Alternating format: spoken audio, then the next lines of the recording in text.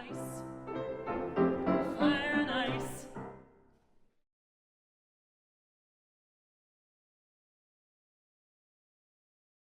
Iceland is located between the North American and Eurasian tectonic plates. You can actually walk between the two. As the land uplifts and moves and comes together, it often forms crevices which catch water and result in spectacular waterfalls in Iceland. Walk behind this waterfalls and make a wish. We were told it's sure to come true.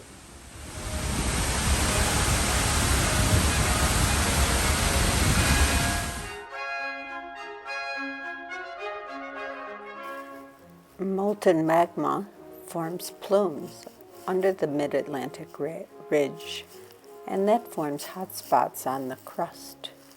Sometimes water then is heated there and breaks through as geysers.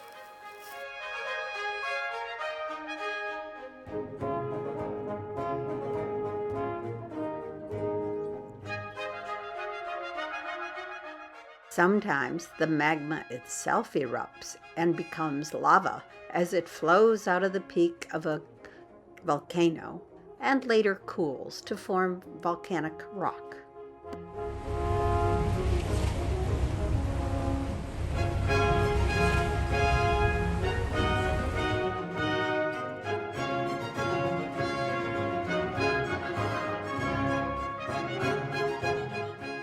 Hot magma may cause hot springs, which are harnessed for energy and for pure enjoyment in hot springs like the Blue Lagoon.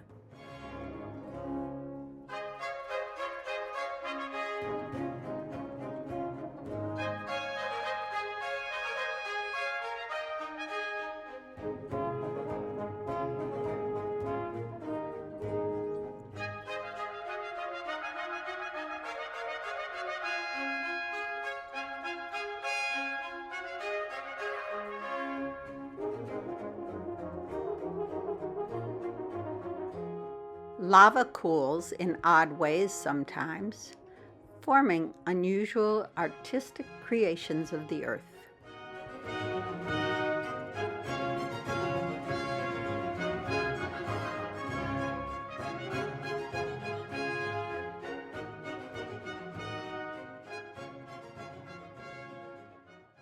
On beaches, the rock is broken down by the wave action and wind action and eventually forms the famous black sand beaches.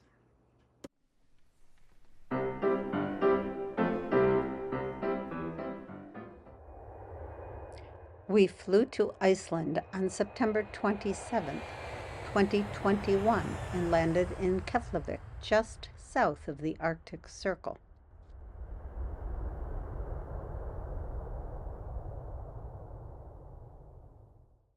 Our Icelandic guide, Áslaug Marinósdóttir, explained island effects. Iceland, like Maine, is an island that's cool with rocky shores. Its highest peak is almost 7,000 feet. It's surrounded by the Arctic Ocean on the north and the North Atlantic to the south, and just south of the Arctic Circle is quite cool. The high altitudes and latitudes cause snow not to melt, and Europe's largest glacier is in Iceland.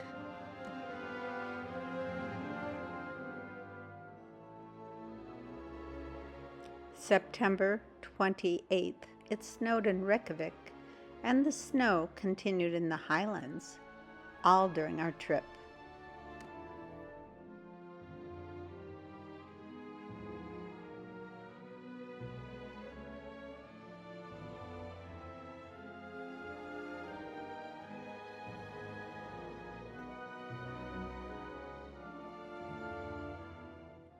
Glaciers form when melting, calving, and evaporation is slower than ice formation.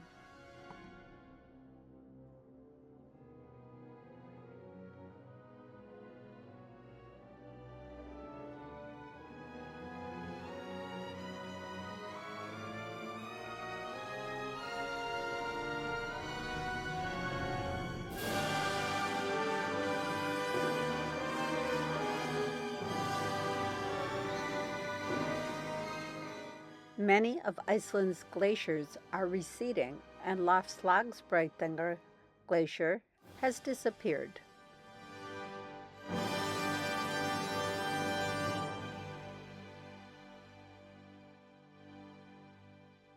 A glacier calves directly into the sea, and we walked the beaches looking at icebergs, hoping for a better look.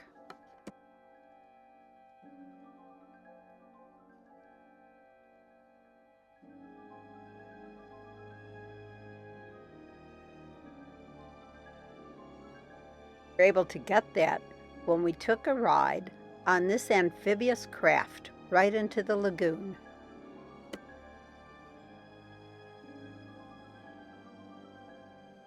Jump off and swim.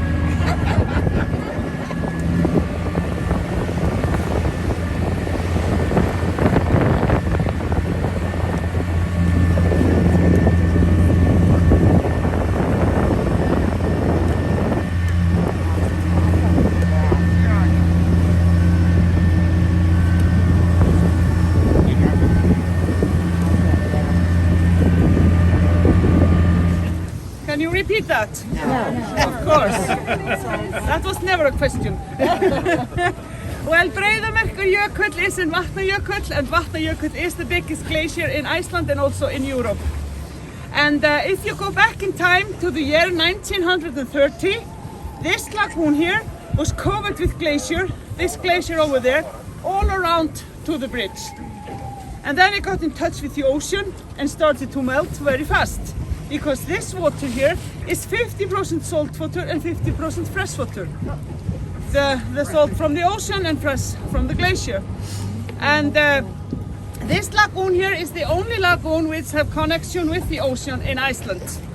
And the salt here is the enemy of the ice and the icebergs. And this lagoon retreats fastest of them all here. Our helper in a wetsuit actually retrieved some glacial ice for us to hold.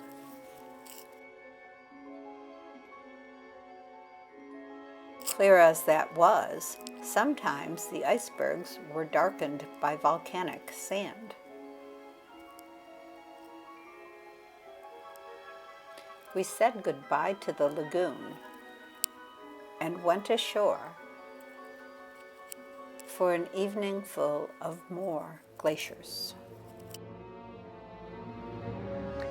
Driving along Iceland's south shore, we saw other glaciers, and we wondered how long Iceland's citizens and tourists would be able to enjoy them.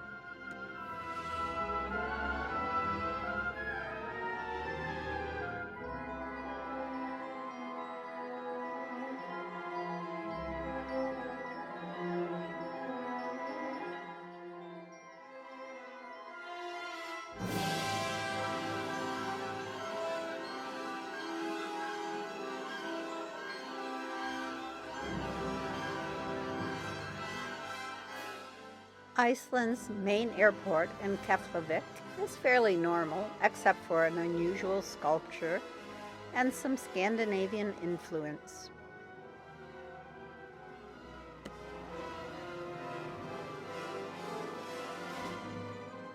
Iceland's capital, Reykjavik, contains 36% of Iceland's population, and it has a beautiful, modern city skyline.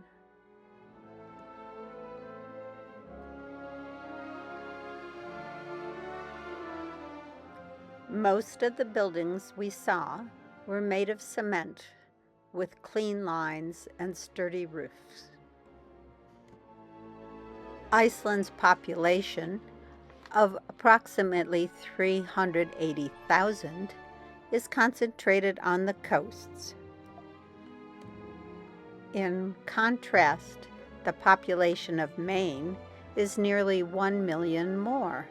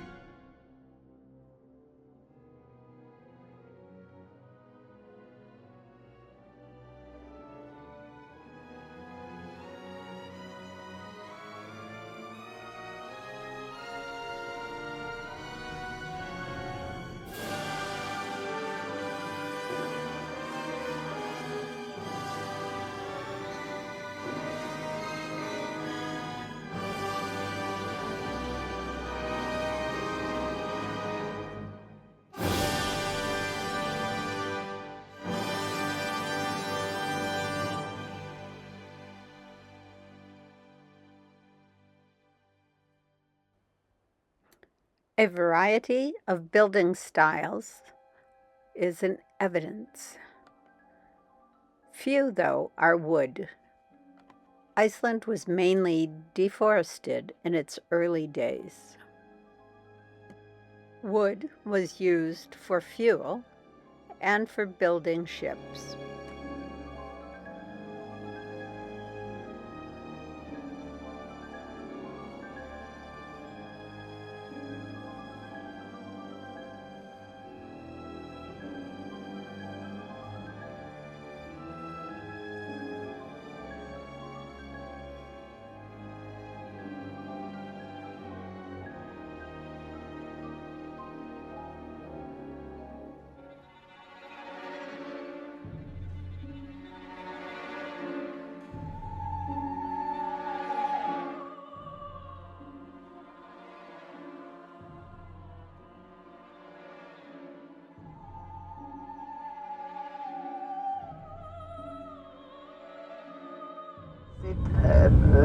Be a little bit vulnerable, so we have to have good material so the even the concrete houses do resist against the climate.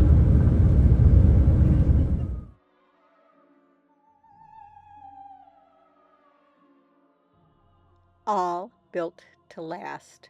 Lighthouses, even picnic tables.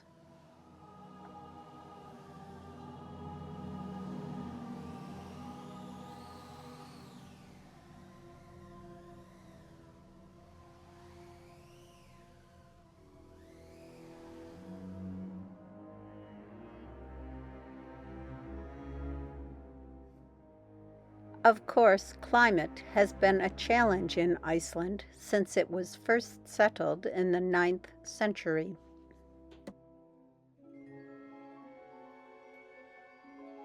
Early homes are preserved as museums. Some are even caves.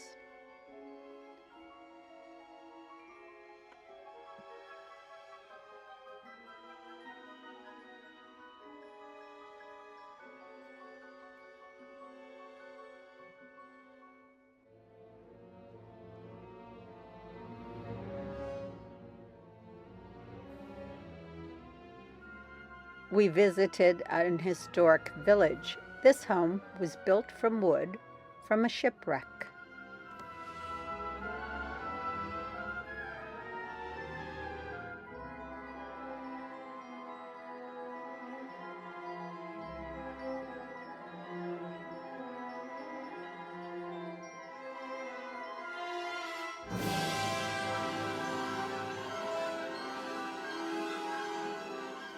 More modern buildings generally were concrete.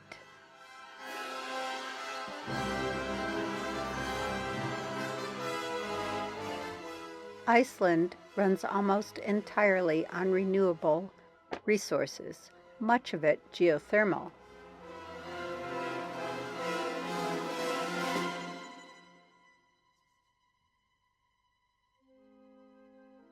We visited the Flower Village, located in the middle of a geothermal area. It has many hot springs and greenhouses.